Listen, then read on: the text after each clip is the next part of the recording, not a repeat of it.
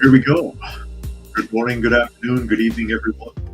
Wherever you happen to be in the world today, welcome one and all to Coffee Talk. It's time to begin for Coffee Talk Live, where we will be having some discussion about what is going on in the world today, taking a look at some clips from the news, some cats apparently. There's Granny Smith tearing around on the floor. And if you wanted to join us for the live portion, you can find us Monday through Friday at 2 p.m. Eastern Standard Time on Coffee Talk and Prepper University at Coffee Talk Live. Oh, lost her now. At Coffee Talk Live and at Prepper University. You can find me on X at Coffee Talk Chat. And you can find me on fistfulofradio.com, podcasting out of Atlanta. There she goes. Two felines in the office today. Granny Smith tearing around on the floor there, as you just saw, and Miss Kitty asleep on some boxes there, getting comfortable as we get ready to jump off here and see what's going on in the world today. And naturally, I do read through as many comments as is reasonable for the benefit of those of you who are listening and not able to see. And I'll go ahead and say hello to some of the people that have chimed in thus far. For those of you who do choose to say hello, no obligation, but you know, Helter is here today, Dragon is here today, and no one else has said anything. There's other people watching, I can see them, but yes, I can see you. I can see you. This is like Romper Room, and I've got Magic Mirror. Anyways, we get ready to jump off into our wacky world and see what the hell is going on today. And of course, a lot of the buzz is around the Democrat National Convention. I hesitate to call it the Democratic because they use the term Democratic when they refer to themselves, but they are not Democratic. Most of them, in fact, are quite socialist. But it's the Democrat National Convention. But they are not Democratic by any stretch of the imagination. And of course, we had Joe Biden on stage. When they rolled him out after midnight, he did okay for a minute until he started looking drowsy. And most news agencies are praising him, but Newsweek, of all, surprisingly, panning him. And I'm shocked to see Newsweek doing that because Newsweek usually kisses their ass. And there's Biden looking like one of Jeff Dunham's puppets. And I saw him. I've watched a little bit of it. I haven't watched a lot. I haven't watched as much of it as I did of the Republican National Convention. I think the Republican National Convention did a better job. I get a sense of a lot of anger and a lot of snarkiness from the Democrat National Convention here, and especially from Biden in particular, that was 100% get the hell off my lawn, angry old man. This is it right here. That image right there, that does it. Yelling and angry and fumbling over himself. And I guess that's what this article is alluding to as they talk about him. It says Biden took the stage and lied and lied and lied. Thank you, Joe, chanted thousands of brainwashed attendees slavishly, I guess, on the first night of the Democratic National Convention. It was an event a New York Times reporter on the scene admitted was gratitude for President Biden leaving the presidential race last month rather than heartfelt congratulations on a job purportedly well done. You wouldn't think so to hear the Obamas talk about him. Obama greased him up real good when he went on stage and talked about how like he's one of the greatest presidents in U.S. history and all this other stuff. I can't tell. Well, let me catch up on a couple comments here. Stacy has joined us, says happy to be here again. Cruising is here. He says that's a heck of a Biden picture. Yeah, I mean that's him basically, angry old man.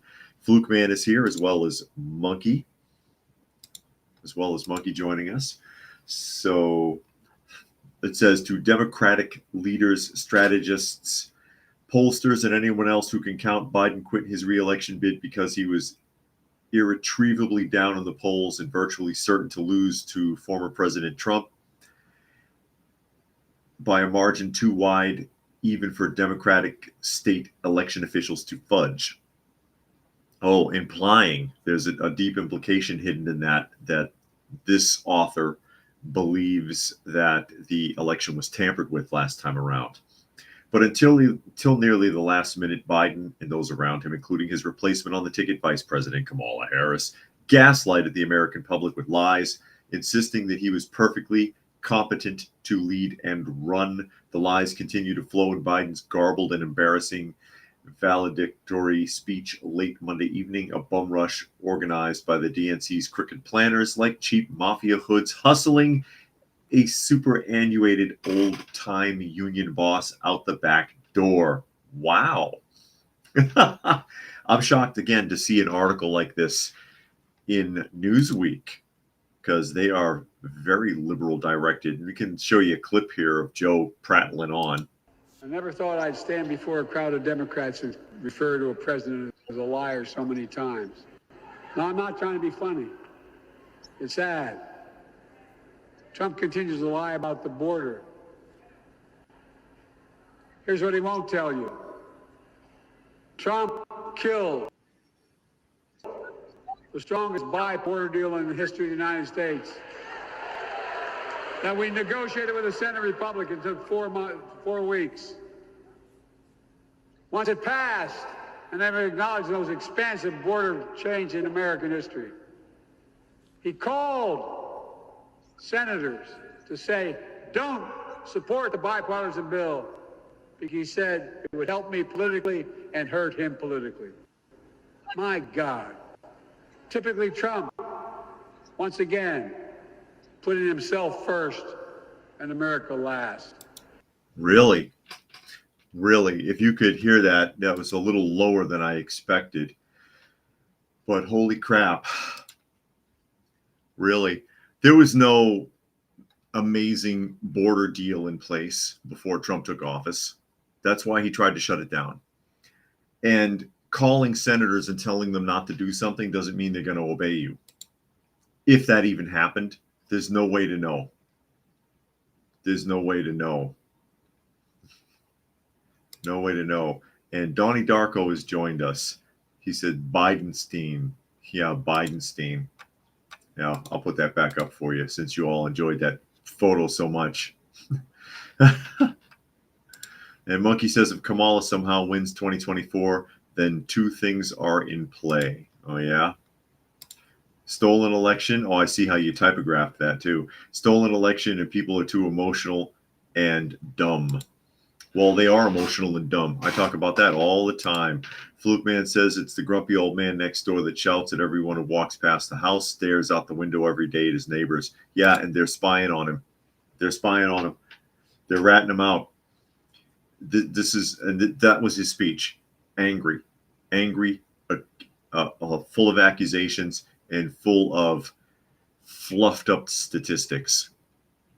Absolutely embarrassing.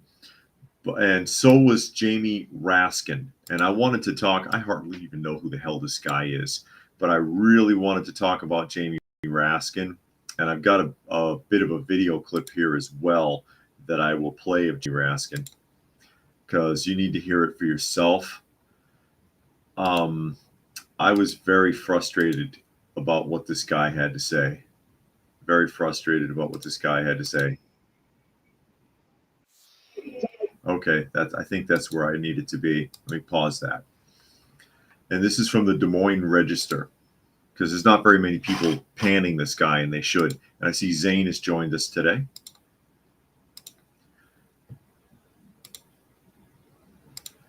Jamie Raskin, Des Moines Register. Quote, I'll never forget the pounding on the door. Representative Jamie Raskin evokes January 6th at DNC.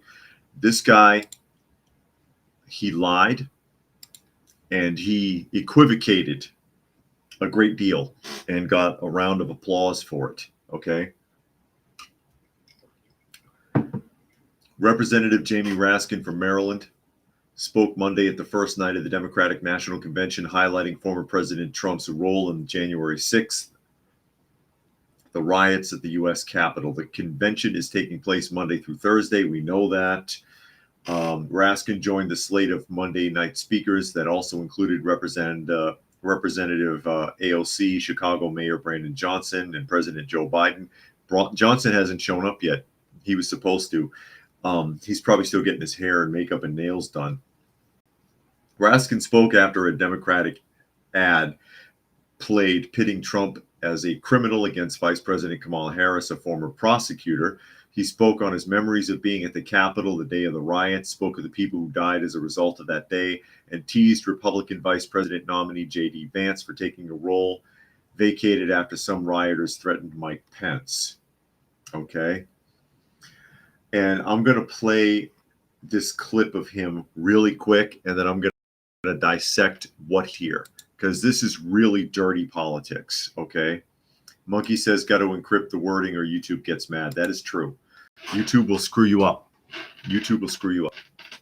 So again, I'm going to play the audio clip from this guy and listen to what he says.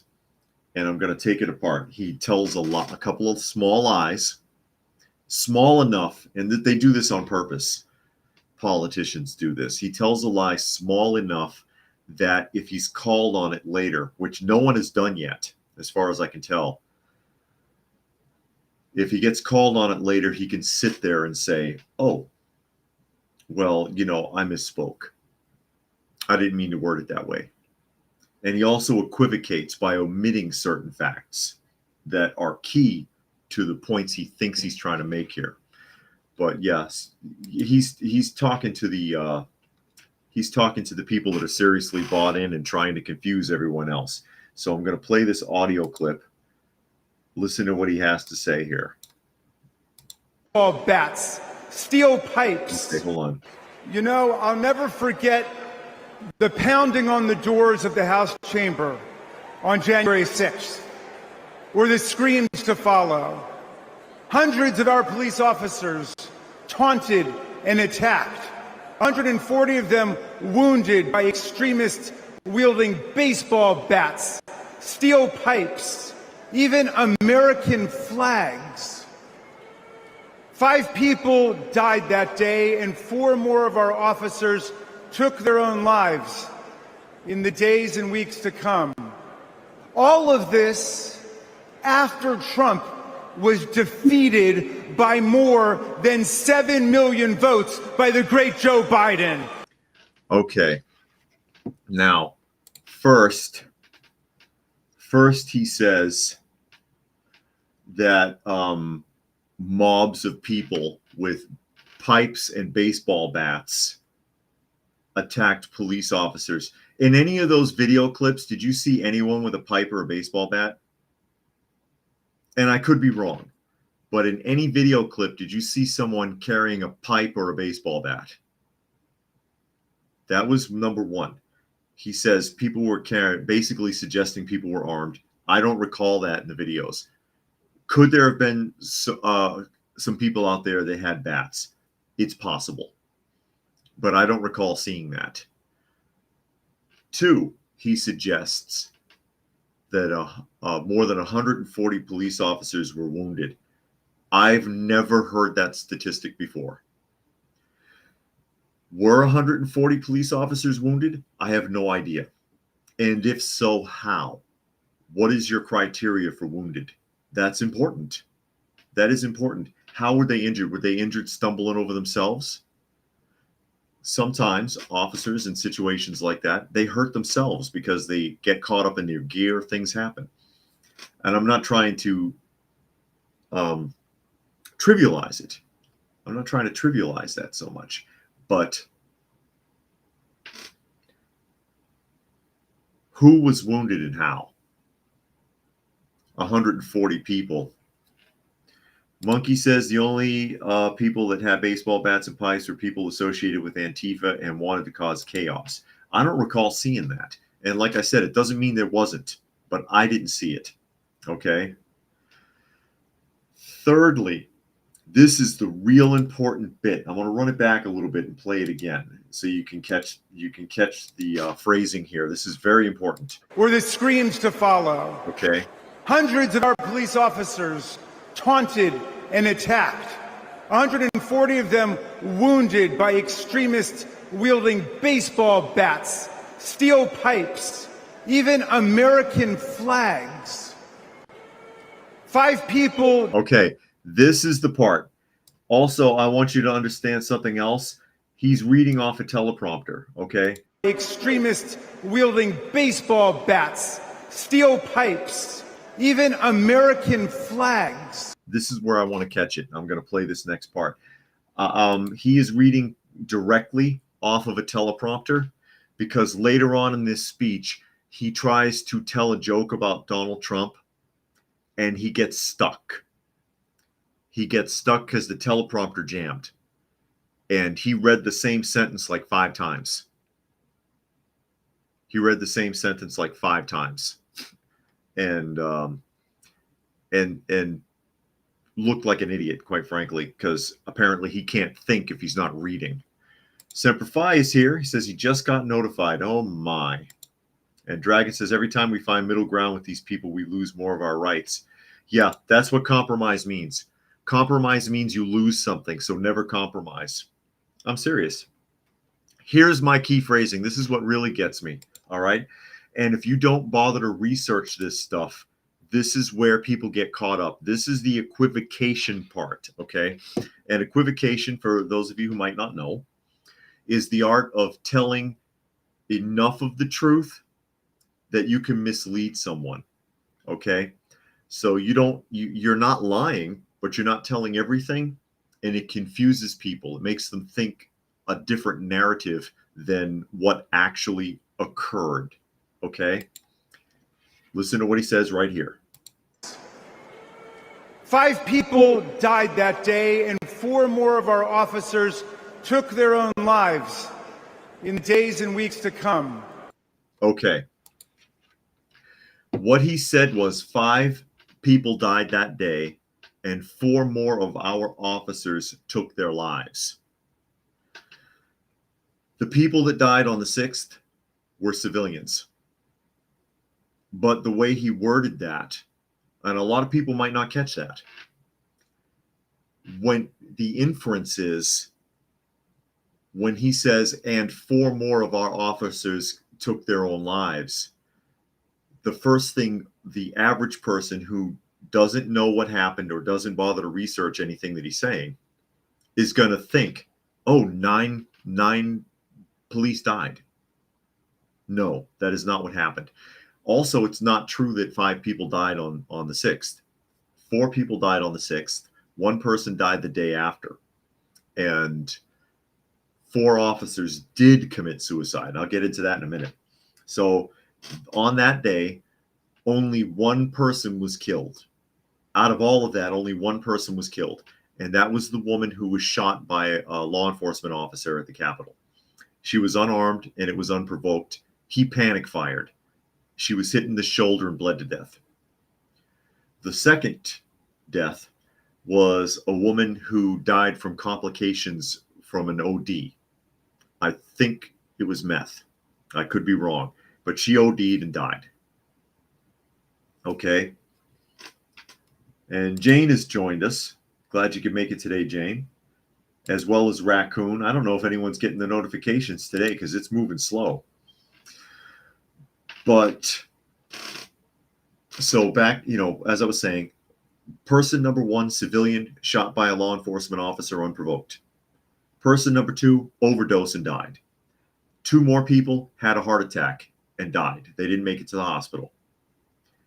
The next day, a law enforcement officer died due to complications from a stroke he had on the 6th. That was the guy that they told you was attacked and beaten with a fire extinguisher. That was not true. That did not happen. The people that were crowded with him were trying to help him because he collapsed. He had a stroke. Okay? Died from the stroke the next day. And the 4 officers did commit suicide, or that's the story. And I've always found that extremely suspicious that the 4 of them took their own lives before they could be witnesses in court, because they were on the list.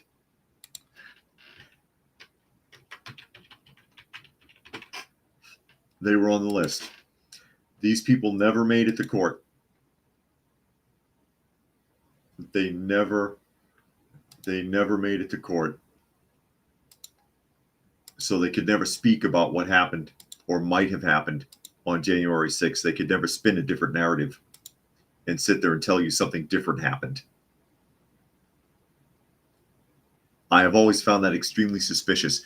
How weak are the police that we have at the Capitol that they're gonna kill themselves because people walked into a building? Seriously, that's very suspicious.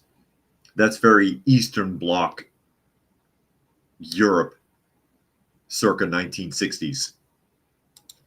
Helter said everything the man said was a lie. It's disgusting the way they treat us. Looks like his teleprompter froze. It did. It did. And I actually have that pulled up.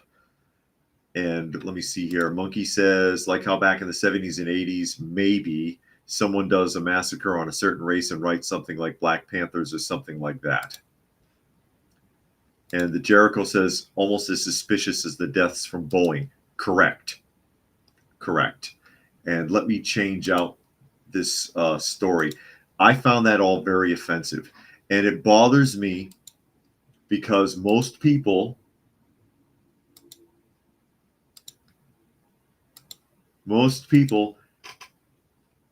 and I gotta love some of these new, let's watch this.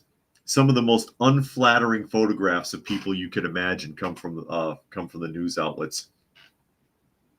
Sean said that is very unflattering. Sean says, I'm late and need to catch up. Well, we're glad you could make it today, Sean. It seems to be running sluggish. A lot of people didn't get notifications, apparently. And again, you know, my wife and I, we get up at like 5:30 in the morning. So I set this up at like 6 every day. You ought to get notifications. You should. There shouldn't be such a delay. But he flat out lied about, he implied through omission by way of his equivocation that all 9 of the people who died were law enforcement. That's not true. But then he can sit there and say, oh, misspoke. And the Jericho says they pick the absolutely worst shots. They do it on purpose. I think they do. Because he doesn't look that goofy. He doesn't look that goofy, but that's perfect. That is perfect. I'll leave that up there for a minute. And there's Urban Angst joining us. Glad you could make it. I didn't see mobs of people with baseball bats and pipes beating police. I've never heard 140 plus officers had to go to the emergency room, that they were wounded. I never heard that before. Is it possible? Sure. But I've never heard that. That's the first I'm hearing of that after all this time. It's just ridiculous. And then, of course, as I've pointed out, I find it highly suspicious that 4 of these guys decide to kill themselves. They never make it to give an account or be witnesses. Incredible. But this is the part about the teleprompter, is what you're looking at right here with Mr. Hee-Haw, Mr. Ed, he looks like. And this is a Western Journal article. It says, Jamie Raskin suffers most humiliating moments of DNC in the middle of his nasty jab at Trump. And it's essentially, and this is the quote from the teleprompter, it says, Representative Jamie Raskin completely freezes up on stage at the DNC as his teleprompter appears to fail. And these are quotes. Someone should have told Donald Trump that the president's job under Article 2 of the Constitution, and then there's a long, uninterrupted pause. Someone should have told blank, another pause. Someone should have told Donald Trump the president's job under Article 2 of the Constitution, pause. Someone should have told Donald Trump that the president's job under Article 2 of the Constitution is to take care that the lawyers are faithfully executed, not that the vice president is executed. Whatever the hell that means. He read the sentence 4 times. This nitwit read the sentence 4 times because his teleprompter froze. Dude, are you that much of a puppet? Are you that much of a puppet you can't speak off the top of your head? You have to say exactly what they told you to say, and you're afraid to say anything else.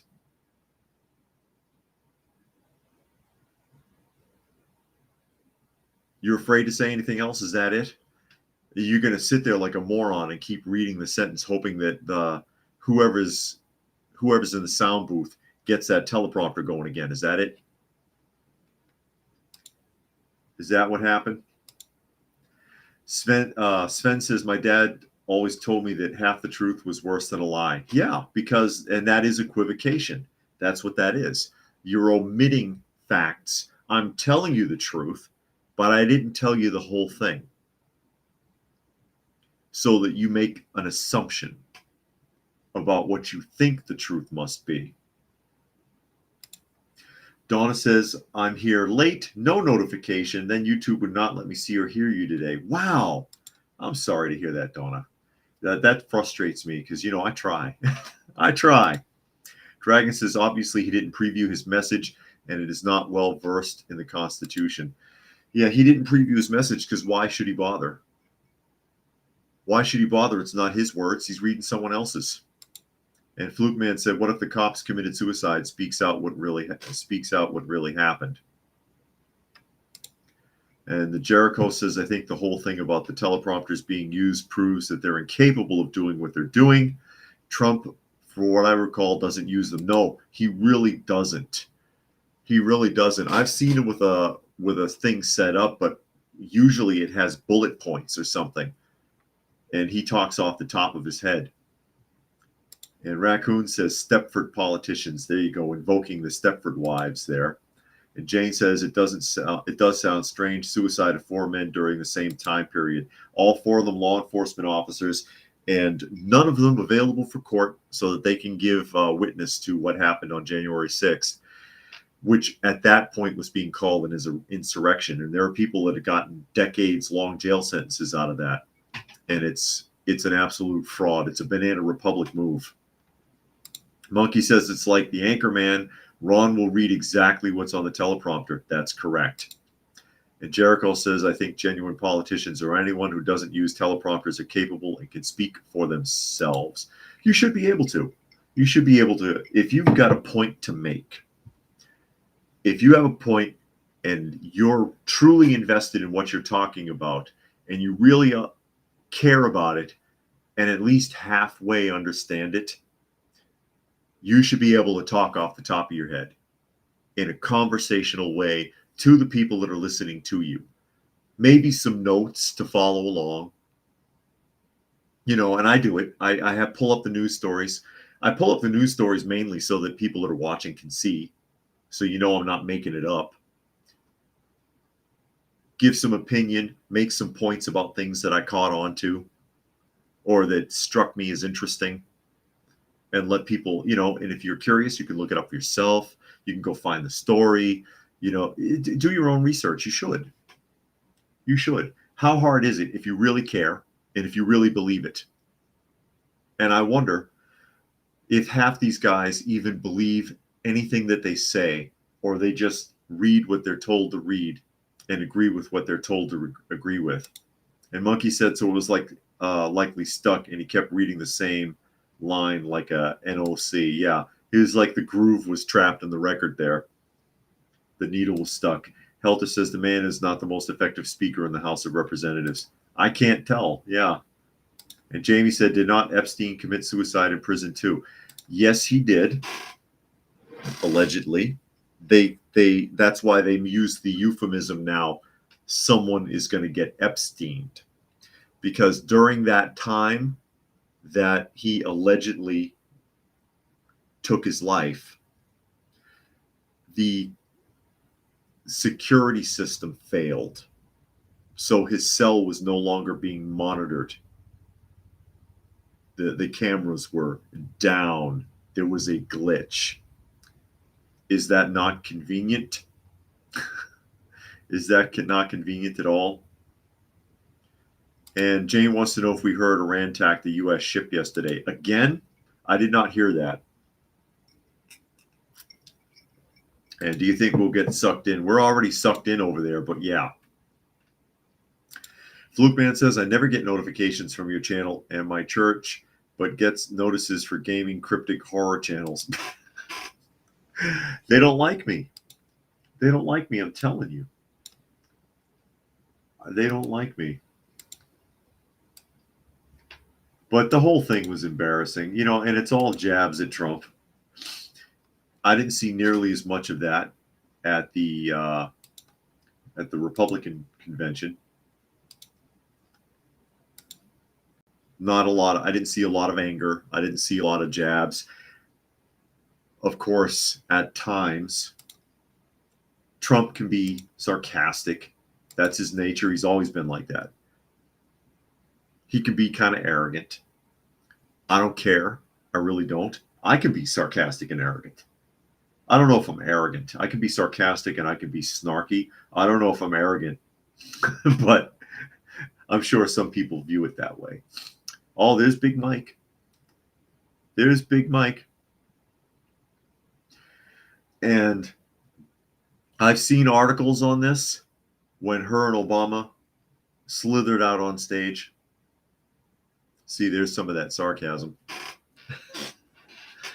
And the articles talked about their fashion sense. How about talking about the things that they said?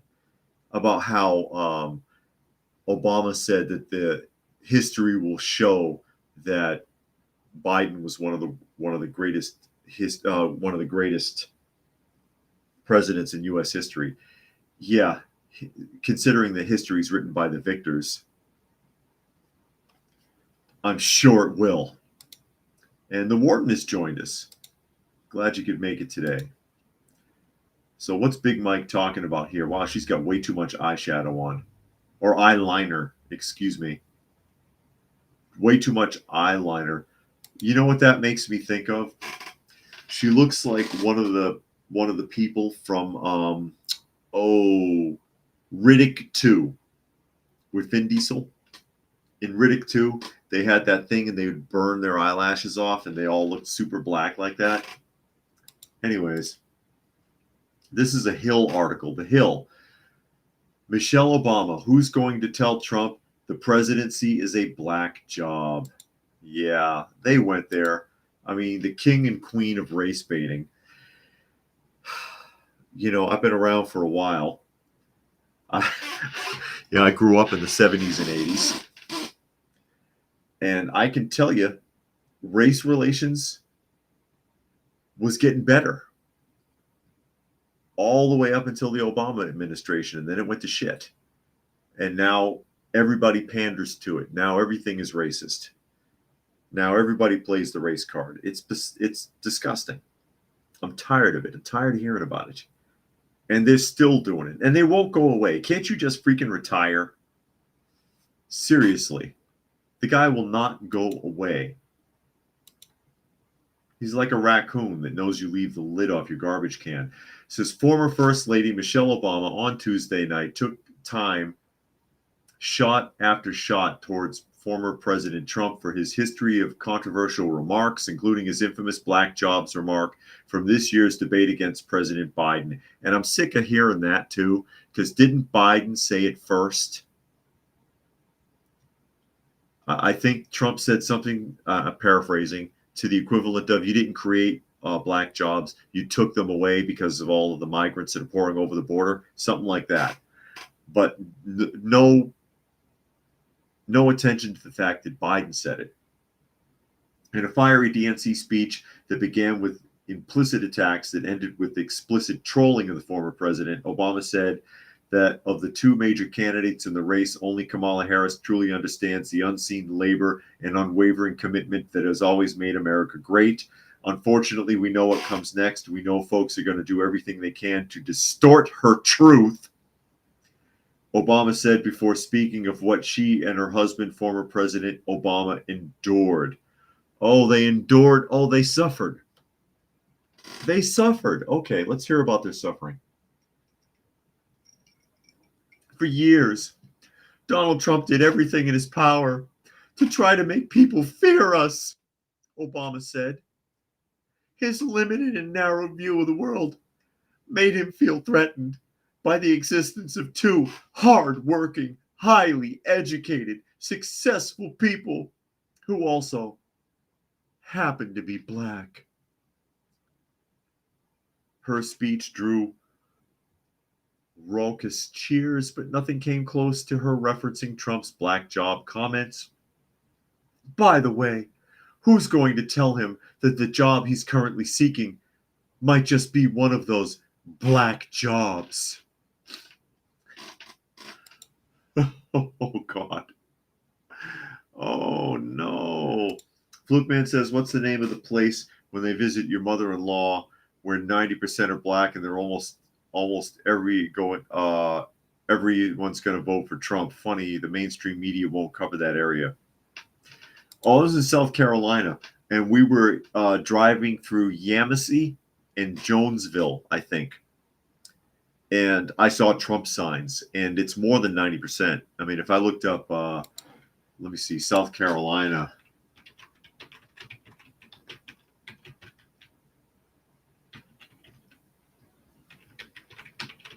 See if the demographics. I'm not sure, but it was Yamasee and Jonesville, I think, and all the signs were black. I mean, all the signs were black. There I go, Freudian slip. All the signs were Trump signs. Sean says you have to go back before 08. Yeah, and Warden is making fun of Michelle's hands. And Jones Life says Kamal has locked up more black folks and kept them past that sentence for cheap labor than anyone else I can think of. And that is one of the accusations against her from when she was the district attorney in, was it San Francisco or Los Angeles? I forget. And Urban says Obama does a good indignation face for sure. And that's arrogance also. Well, they accuse Donald Trump of arrogance, okay?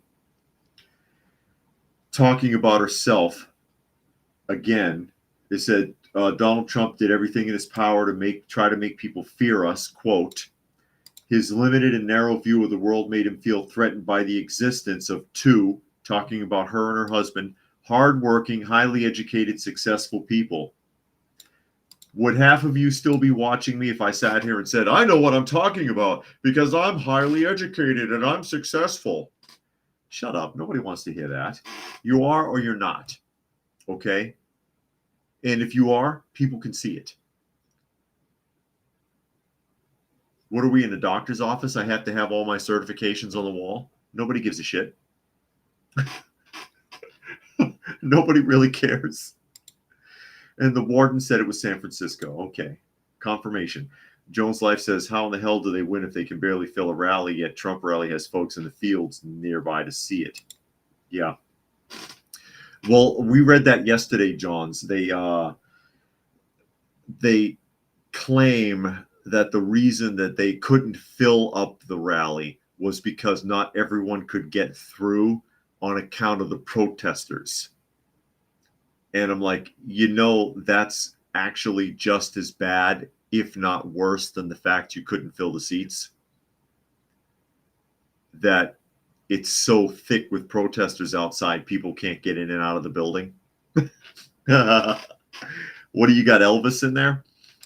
And Sean says, get me back when I could actually afford the American life. No kidding.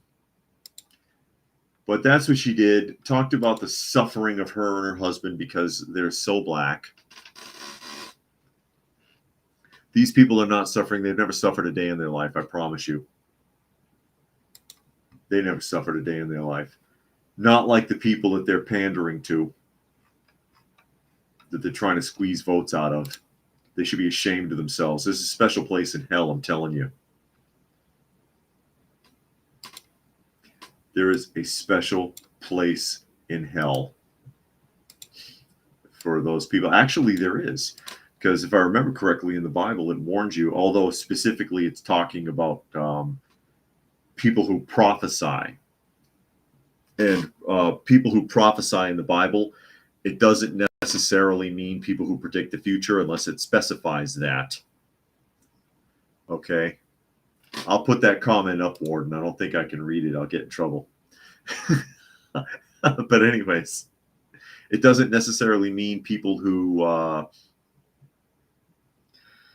predict the future unless it specifies that. Prophesy means also to teach. And people who mislead in their teaching, biblically speaking, have a lot to answer for when they are judged. A lot to answer for. And although they're specifically talking about religious teaching in that description, I think it should apply, if it doesn't, to other types of teachers as well who mislead people, lead them astray. So it looks as if, and I have to go back and find it. I'll have to look now because I brought it up. I'm not sure if it specifically means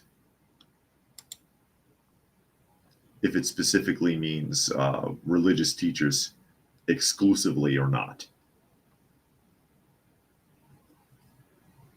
Jane wants to know if I was ever a preacher or a pastor. No, I was not. Just a scholar, as it were. My wife and I both, for more than 10 years, studying very intently in the Bible, because we were so dissatisfied. So we got that, and studying it correctly with direct translations, and also studying the social structure of the time period as well as the history of the time period, so that phrases and euphemisms and metaphors can be in the proper context. It takes a lot. It also makes it almost impossible to go to church, because if you did go to church, you'd get frustrated by somebody, because they're almost always wrong about something once you have a clear understanding. And Cruising says, heard some hellfire and brimstone words about teaching there. Yeah. And Fluke Man says, my mother's friend and her daughter are both immigrants. Daughter works at a passport office. She's blocked Pakistani from coming into the UK. Pakistani coworker tells her to approve them. Yeah, just let him in. Wink, wink, nudge, nudge. And Herb says they really would stop at nothing to get Trump out of their way. Of course. Now, this was interesting.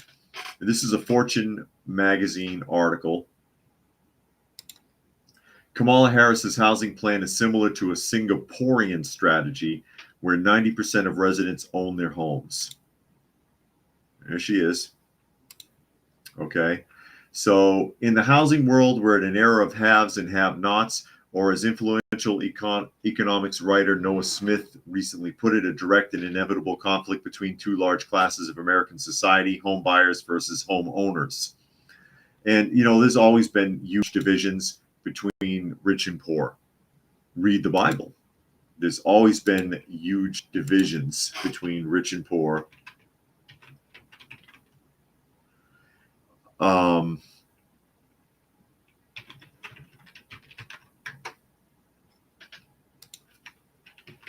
Even Jesus said that you'll have the poor with you always. That's just the way it is. And there's nothing wrong with being poor. There's nothing wrong with being rich.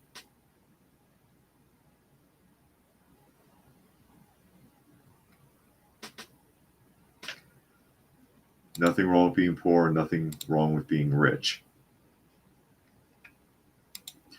But anyways, back to the article. It says that the dichotomy is old, stemming from a time decades ago when a home started to be perceived as an investment rather than simply a place to live. It feels extremely pronounced at the moment, however, because the gap between those who own a home and those who don't has expanded so much in recent years. Homeowners want their homes to appreciate in value, therefore amplifying their wealth, while new home buyers want prices they can afford. This is sometimes poised a war between baby boomers and millennials. That is not true, Fortune. I'm going to call Fortune out on this because that is not true. People don't want the home to continue to get value. They want to be able to get what they put into it back out of it in case they ever had to sell the home. You don't want to sell it and get less. You want at least what you put into it back. You want to at least break even. That's most people. But anyways, she has a plan, and her plan is to copy Singapore's housing method. Okay? And the quote here, it says, in Singapore, the government controls the supply of housing because it owns 90% of the land and can decide how much to build. To build, Singapore's Housing Development Board increases supply slowly and steadily over time so that everyone has a place to live and so that housing, at least theoretically, earns a modest but predictable financial return. And it gives low-income first-time home buyers a government grant to help them buy houses, he said, through a wealth redistribution system. In 2023, the home ownership rate among Singaporeans was close to 90%, which is why Michelle wants to copy that method. Did I say Michelle? Why Kamala wants to copy that method. Okay. And Dragon says majority of Singaporeans don't own their home. They own a long lease with the government. Only the uber wealthy outright own the home. And that's where I'm headed, Dragon. Okay? That's where I'm headed. The problem here is that the Singaporean government that considers itself a Republican government but operates pretty much as a socialist one owns all the land. So they own the land, they own the house, they own the loans. So you borrow from them to live in their house. It's never yours. The government owns everything. So a system like that here would be a disaster, even though Forbes magazine looks like they were trying to act like it was such a great idea. Cruising says, truth, I spent $125,000 on my home and my goal is to come out in 15 years and be able to get at least that, plus the upkeep money back at interest rate growth so I can retire without a housing debt. Yeah. You want to get at least what you spent on it plus whatever you invested in it, because you know at some point you might have to replace the roof, you might have to change the siding, you might have to have the landscaping redone. If you're at any kind of elevation, you probably get land erosion. Something I just did myself recently, because this house, I don't think they've ever, we're on a hill, I don't think they've ever redone the landscaping. So I got a dump truck full of dirt and leveled it off. You know, you want to at least get what you put into it back. You want to get at least what you put into it back. But that's a terrible system where the government owns everything. Yeah, again, very socialist. Very socialist. Doesn't surprise me at all. That's the direction that she wants to go in. That's the direction that she wants to go in, where the government owns all the land and the government owns all the leases, and you borrow from them to live in their homes on their land. But yeah, somehow it's yours. Somehow that's your property. Sure. Sure it is. Sure it is.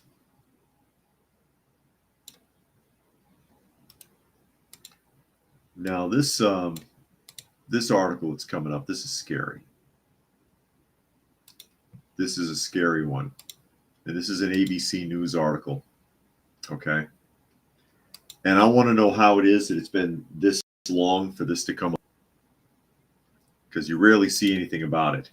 DHS watchdog warns of urgent issue after immigration officials allegedly lose track of unaccompanied children. All right. So Let me get rid of that ad. The Department of Homeland Security's internal watchdog says it has uncovered an urgent issue with how immigration officials handle cases involving unaccompanied, migrant children, warning in a new report that the Immigration and Customs Efficiency Agency has been unable to keep track of all unaccompanied minors released from government custody. The interim report sent to Congress on Tuesday and obtained by ABC News said that in the past 5 years, more than 32,000 unaccompanied migrant children failed to appear for their immigration court hearings, and ICE was not able to account for their locations, or for all of their locations. By law, the Department of Health and Human Services is responsible for the care of unaccompanied migrant children, so after they are initially taken into custody by U.S. authorities, it is ICE's role to ensure their timely and safety transfer to Health and Human Services, which then often places them in shelters or qualified sponsors' homes. Without the ability to monitor the location and status of unaccompanied migrant children, ICE has no assurance they are safe from trafficking, exploitation, or forced labor. And it's more than that, okay? So this is the interim report. According to the interim report from 2019 to 2023, a period spanning both Trump and Biden's administrations, immigration officials transferred more than 448,000 unaccompanied migrant children from ICE custody to Health and Human Services. Okay? After interviewing more than 100 officials and visiting 10 ICE field offices, the Inspector General found that immigration officials cannot always monitor the location and status of unaccompanied migrant children who are released and then did not appear as scheduled in immigration court. Do you really think a 12-year-old is going to show up in immigration court? Do you think that? And this may have also been happening while Trump was in office. But as we well know, since Biden took office in 2020, the encounters at the border have increased tenfold. They went from 800 encounters a day to damn near 10,000 a day. Monkey says, in case YouTube didn't get the message, Singapore, small, marshy island government's more strict with building limited amount of what to build. U.S., of course, has land, plenty of space to build. Government regulations are not necessary. And that's a good point, Monkey.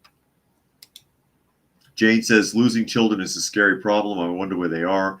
Just lost paperwork or working somewhere or question mark.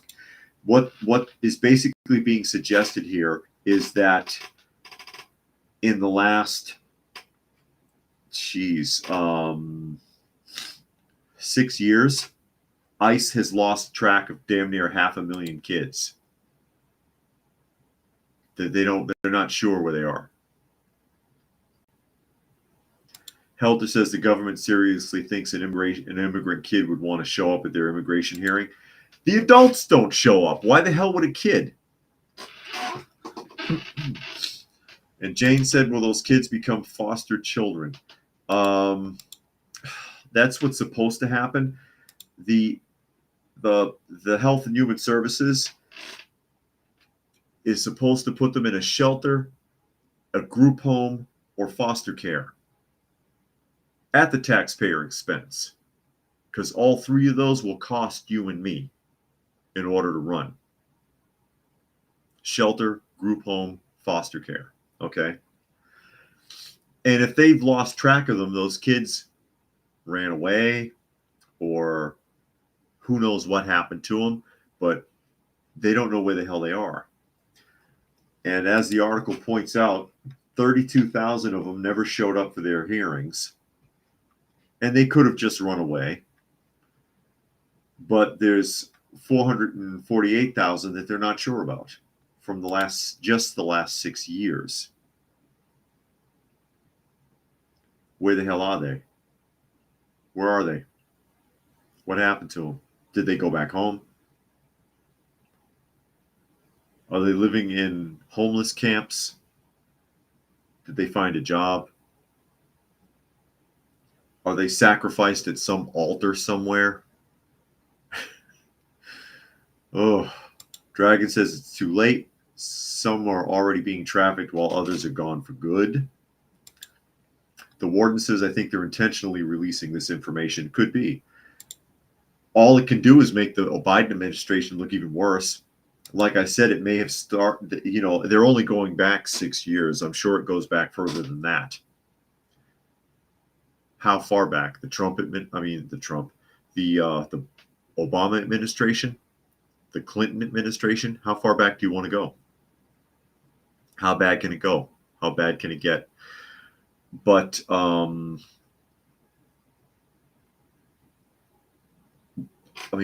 the hell can you do? They're not keeping good track of them. They don't know where they are. Nobody wants to be accountable for that. Saying that it also happened under Trump doesn't help. There's still 10 times as many missing under Biden because of the new border policies that he lied about in his speech at the DNC and said he had a strong border policy. There was a strong border policy and Trump screwed it up. No, that's not what happened. Jane says they remember when Katrina's hurricane happened, people were separated from the kids and it took months to find them. This is scary stuff. Where are these kids? What the hell happened to them? Is anyone even going to look or say anything?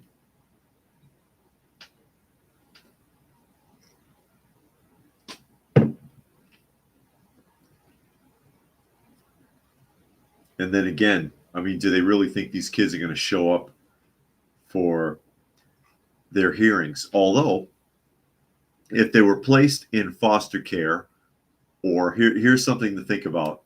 Let's read between the lines a little bit. 32,000 have not shown up for their hearing after being placed with Health and Human Services, okay? They disappeared. If Health and Human Services placed them, they would be in foster care, a group home, or a shelter somewhere, unless they're not there anymore. Where the hell are they then? Because if they were there, then the foster parents or whoever's running the shelter or the group home would know that they had a hearing coming up and they'd be working with a social worker on the child's behalf. When I ran the YRC2 for the Juvenile Justice Authority, nobody missed an appointment.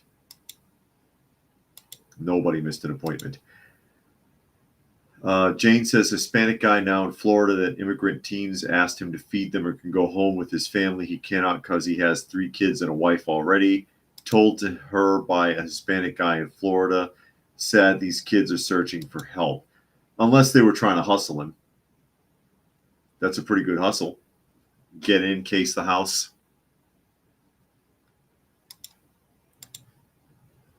Next thing you know, you come home and the place is empty. I know someone that happened to. It was a woman with a baby saying she was homeless. That was in Kansas. That was way back in Kansas. Woman with a baby. Couldn't have been 2 months old, I don't think. The family helped her out. She was there for a couple of weeks. They came back. Place was empty. Jane wants to know why not have orphanages again? Because of the stigma of orphanages.